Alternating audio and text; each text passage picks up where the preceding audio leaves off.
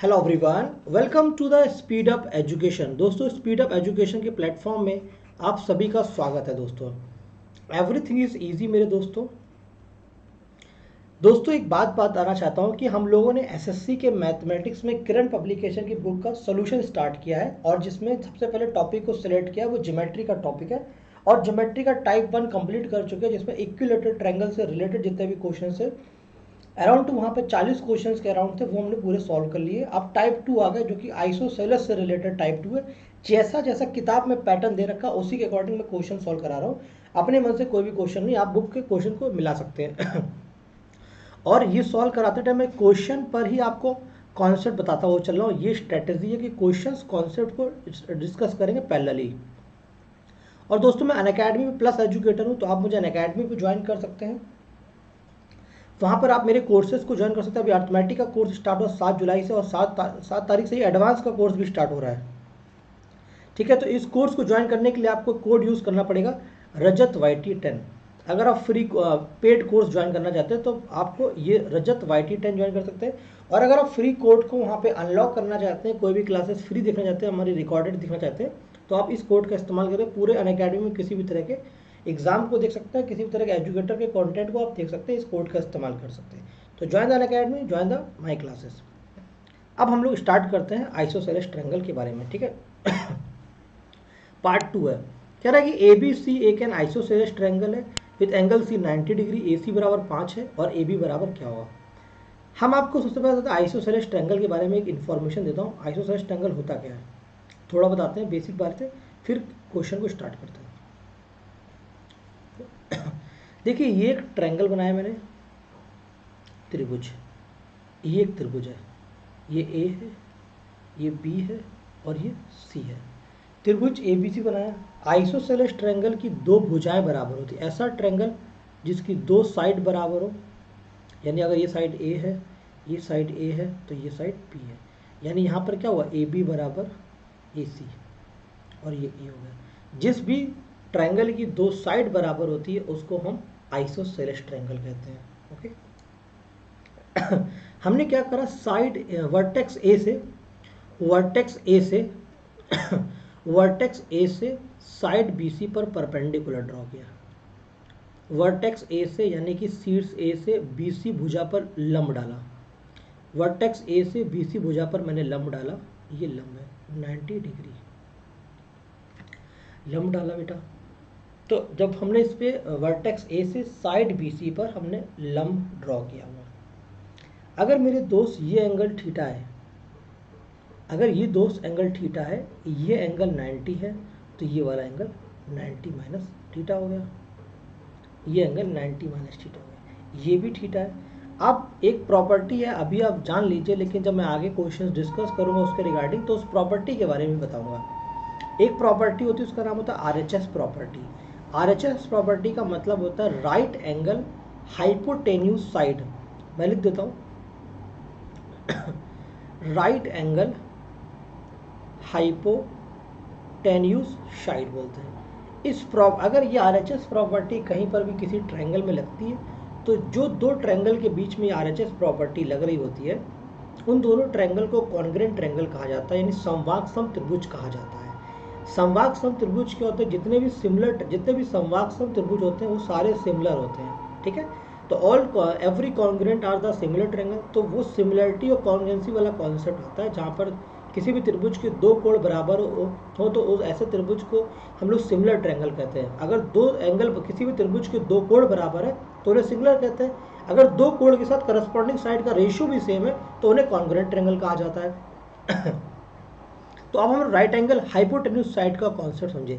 देखिए, ये right angle है, ये राइट एंगल है। ठीक है, दोनों साइड पे राइट एंगल है। दोनों त्रिभुज की बात कर रहा हूँ मैं, कौन कौन से त्रिभुज ADB की बात करो, ये D पॉइंट है, B की बात करो, और त्रिभुज ADC की बात कर रहा हूँ, ADB और ADC की बात कर रहा हूँ। दोनों राइट एंगल कॉमन हो गया। हाइपोटेन्यूज देखिए, 90 के सामने हाइपोटेन्यूज A है, इस वाले ट्रायंगल 90 के सामने हाइपोटेन्यूज A है। ये देखिए दोनों के दोनों बराबर है। राइट एंगल हाइपोटेन्यूज साइड की बात करें तो AD साइड यहाँ पर कॉमन है। तो दोनों ट्रायंगल में आपने इसे देखा 90 डिग्री कॉमन है, हाइपोटेन्यूज कॉमन है और उभयनिष्ठ भुजा AD भी इस पे साइड जो है वो कॉमन है। तो इस प्रॉपर्टी के साथ ये दोनों त्रिभुज क्या कहलाए, आपस में समवाक्षम चलाए, यानी कॉन्ग्रुएंसी कहलाए।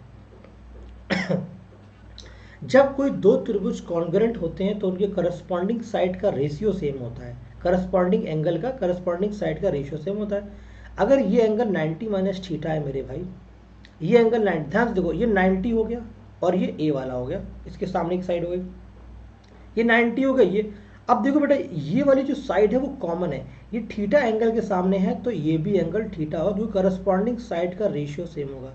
यहीं से एक बात ये भी प्रूफ होती है मेरे भाई कि त्रिभुज आइसोसेलेस ट्रायंगल के दो एंगल सेम होते हैं, जो साइड सेम होते हैं, उनके आमने सामने के कोण बराबर होते हैं। अकॉर्डिंग टू द कॉन्ग्रुएंसी हमने ये प्रूफ करा कि एंगल बी और एंगल सी बराबर होते हैं, और जो थीटा के बराबर हमने यहाँ एज्यूम करके रखा है।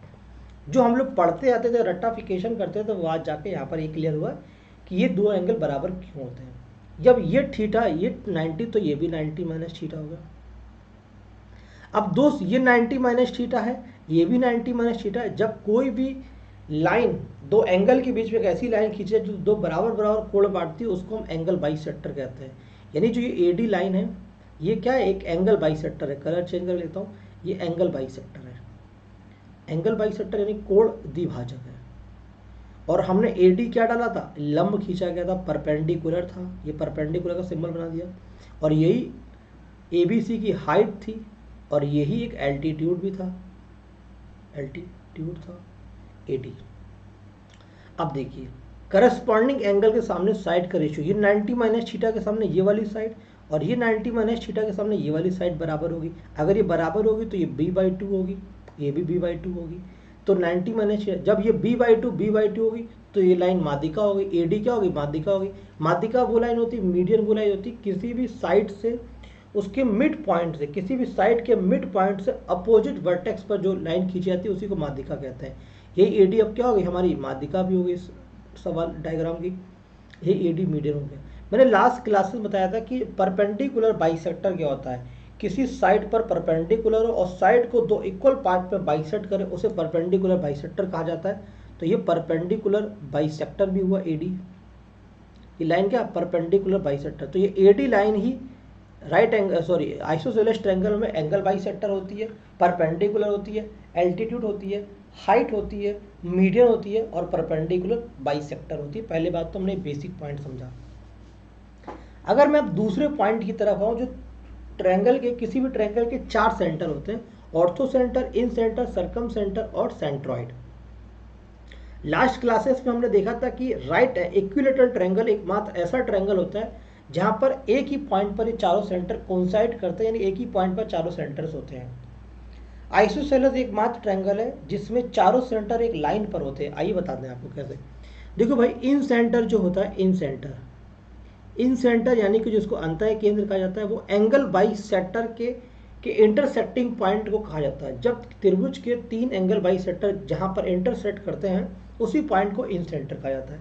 अब देखो, त्रिभुज एबीसी में एडी क्या है, angle bisector line. Angle A यहाँ साइड बीसी पर आ रहा है, तो ये एंगल बाइसेक्टर है, तो कहीं पर कट करेगा एंगल बी का इंटरनल बाइसेक्टर और एंगल सी का बाइसेक्टर। तो ये हुआ इन सेंटर हमारा, कहीं यहाँ पर होगा।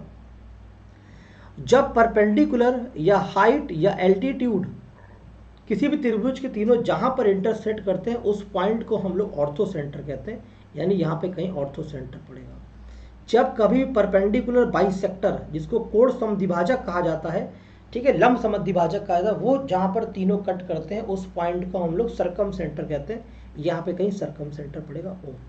जब तीनों माध्यिकाएं, किसी भी त्रिभुज की जो तीनों माध्यिकाएं मीडियन जब इंटरसेक्ट करती हैं, सेंट्रॉइड, जब माध्यिकाएं एक दूसरे को इंटरसेक्ट करती है, उस पॉइंट को हम लोग सेंट्रॉइड करते हैं, सेंट्रॉइड, ये जी।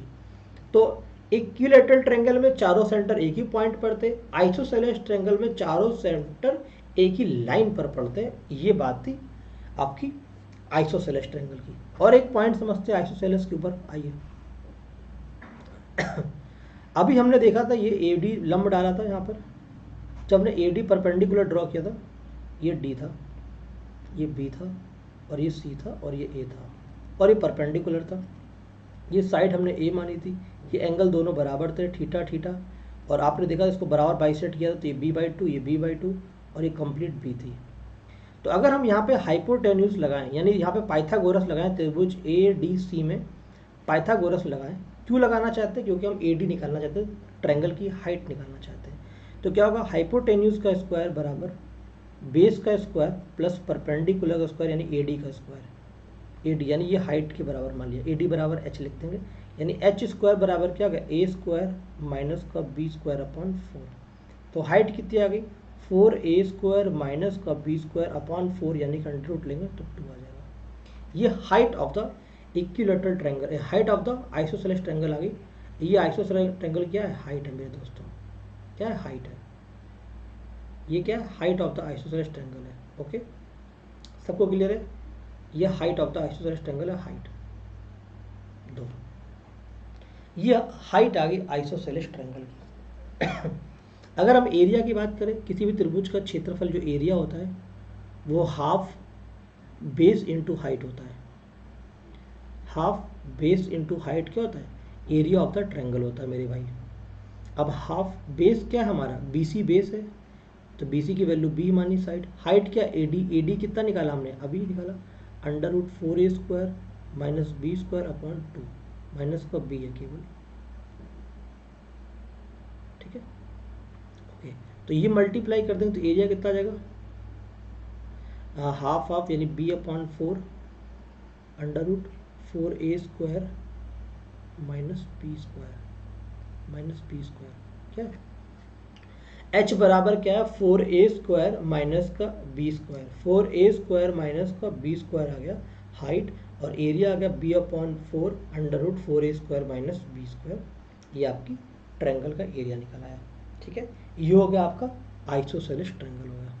आइए आगे चलते हैं, आपको एक पॉइंट और बता देता हूँ, लगे हाथ, फिर आगे चलता हूँ। हाँ चलिए आगे आएगा तब बताता हूँ, अभी इतना ही रखता हूँ, अभी आगे क्वेश्चन स्टार्ट करते हैं, जैसे जैसे कॉन्सेप्ट है बता देंगे।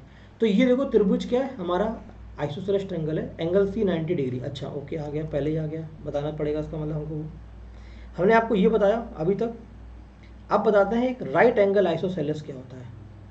अभी आइसोसेलेस समझ गए, अब राइट एंगल आइसोसेलेस समझना है। समद्विबाहु त्रिभुज तो हो पर समकोण भी हो, तो समकोण समद्विबाहु त्रिभुज क्या होता है, हम इस पॉइंट के बारे में बात कर रहे हैं। मान लिया कि ये एंगल क्या 90 डिग्री, अगर इसको हम बी नाम दे दें और ये ए नाम दे दें और ये नाम सी दे दें, ये क्या है 90 डिग्री, राइट एंगल आइसोसेलेस है। अब देखो राइट एंगल आइसोसेलेस है यानी दो कोण बराबर होंगे, दो भुजाएं बराबर होंगी, और राइट एंगल आइसोसेलेस है, एक एंगल राइट एंगल होगा। दो भुजाएं बराबर कौन सी हो सकती हैं, कभी भी हाइपोटेन्यूज से बराबर भुजाएं नहीं होंगी, क्योंकि राइट एंगल ट्रायंगल में सबसे लार्जेस्ट साइड हाइपोटेन्यूज होती है। अगर लार्जेस्ट हाइपोटेन्यूज है तो वो दो साइड के बराबर कभी नहीं हो सकता। तो यानी कि ये दो लेग्स होती हैं, legs of the right angle triangle, ये दोनों के दोनों आपस में बराबर होंगी, ये बराबर नहीं होगी। ये हाइपोटेन्यूज है, ये परपेंडिकुलर है और ये बेस है। अगर ये 90 हो के दो एंगल बराबर बराबर होने तो इन दोनों को 45-45 होना पड़ेगा, तभी दोनों बराबर बराबर हो पाएंगे, ठीक है। दो एक 90 हो चुका है तो बाकी के दो 90 बचेंगे, दोनों का सम 90 के बराबर होना चाहिए, आधे 45-45 हो जाएंगे, ठीक है। अब इस ट्रायंगल को देखिए 90-45-45 ट्रायंगल, आप कभी भी आपके पूरे मैथमेटिक्स में आपके पास कभी भी ये ट्रायंगल दिखाई दे 90-45-45, तो आप कैसे सॉल्व करेंगे, 90-45-45 साइन रूल लगाइए। साइन 45 क्या होता है, साइन 45 होता है 1/√2 परपेंडिकुलर अपॉन हाइपोटेन्यूज 1 और ये √2। ऐसे ही साइन 45 1 और ये √2, 90 1 हो गया, ठीक है, 1/1। अब देखिए 90 के सामने वाली साइड √2 होती है, 90 के सामने वाली साइड कितनी होती है, ये √2 होती है, और 45 के सामने 1 यूनिट होती है, और ये भी 45 से 1 यूनिट होती है। यानी √2 यूनिट की वैल्यू कितनी दे रखी है हमको, h दे रखी है। हमने सवाल ने h दी, हमने √2 निकाली, √2 की वैल्यू 1 यूनिट है, h यूनिट है, h है, 1 यूनिट की वैल्यू क्या होगी, 1 कितनी, h/√2 होगी। अब हम एरिया की बात करें, एरिया 1 बराबर h/√2, यहाँ पर आ गया, ये भी h/√2 आ गया, 1 के बराबर आ गया। एरिया किसी भी त्रिभुज का क्षेत्रफल क्या होता है, half base into height, half base into height होती है, हाइट यानी परपेंडिकुलर, यहाँ पर हाइट है, तो हाफ बेस कितना है, h/√2, हाइट कितना है, परपेंडिकुलर यानी h/√2, तो ये कितना हो गया, h²/4, कितना आ गया एरिया, h²/4 आ गया, h²/4 एरिया कितना निकल कर है, h²/4 आ गया, ये क्षेत्रफल आ गया। तो आपको याद रखना है, कभी भी आइसोसेलेस का राइट एंगल आइसोसेलेस ट्रायंगल हो, अगर आपको एक हाइपोटेन्यूज साइड पता है तो आप डायरेक्ट एरिया निकाल सकते हैं हाइपोटेन्यूज का स्क्वायर करके 4 से डिवाइड करके। ठीक है, ये कॉन्सेप्ट आपको याद रहेगा। अब देखिए ये एक त्रिभुज है जहाँ पे एंगल सी 90 डिग्री है। पहला क्वेश्चन बना देता हूँ, फिर डायग्राम बनाऊंगा नहीं। ये 90 डिग्री है, ठीक है, तो ये सी है, तो ये ए है, तो ये बी है। ए सी की वैल्यू 5 सेंटीमीटर है, ए बी की वैल्यू कितनी होगी हमसे ये पूछ रहा है। ए बी की वैल्यू कितनी होगी, आपको पता है ये आइसोसेलेस ट्रायंगल है और 90 डिग्री भी है, तो ये भी 5 होगी। जब ये 5 होती है, 5 होती है, एक यूनिट, ये 1 यूनिट होती है, तो ये √2 यूनिट होती है। ये 5 5 है, तो ये 5√2 होगी। आंसर है सी ऑप्शन। अगला क्वेश्चन, ए बी सी एक आइसोसेलेस ट्रायंगल है। ए बी सी क्या है, एक सॉरी एक isosceles triangle A B C, और ए डी क्या उसमें मीडियन है, ए डी माध्यिका है। आइए, ये क्या है, ए बी सी क्या है, एक आइसोसेलेस ट्रायंगल है। ये ए है, ये बी है, सी है, ए डी माध्यिका है। ए बी बराबर ए सी है, यानी ये साइड और ये साइड आपस में बराबर है, ए और ए मान लीजिए। एंगल बी 35 डिग्री, आपको पता है कि बी और सी साइड, जो साइड बराबर होती है उनके सामने के कोण एंगल बराबर होते हैं बेटा। तो बी, ये अगर 35 है तो ये भी 35 होगा। अगर ये दोनों 35 और 35 170 हो चुके हैं, 35 और 35 70 हो चुके हैं, तो बचा ये 110 के बराबर है। ये पूरा एंगल 110 के बराबर होगा। ठीक है भाई, तो एंगल बी ए डी निकालना, बी ए डी, आपको पता है बी ए डी निकालने के दो तरीके हैं, या तो ये 90 होता है, 90 + 35 से आप माइनस कर दो, 90 180 से आप क्या करो, 90 + 35 9 3 12 125 माइनस कर दो। एक तरीका तो ये हो गया। दूसरा तरीका आपको पता है ए डी माध्यिका भी होती है और ए डी ही इसका एंगल बाइसेक्टर होता है, तो 110 का आधा कर दो, आंसर आएगा 55 डिग्री। 55 डिग्री इस क्वेश्चन का आंसर आएगा। ठीक है, आज की क्लास को यहीं पर रखते हैं। 2 ही क्वेश्चन डिस्कस किए, लेकिन कॉन्सेप्ट अप्रोच ज़्यादा डिस्कस करी। बाकी की क्लास को नेक्स्ट क्लास में हम सारे क्वेश्चंस को कवर कर लेंगे। ठीक है, thank you so much all of you, take care. Video अच्छा लग रहा हो तो प्लेलिस्ट में आप जाकर देख सकते हैं, पूरा मैंने उसके बारे में स्टडी कराया आपको।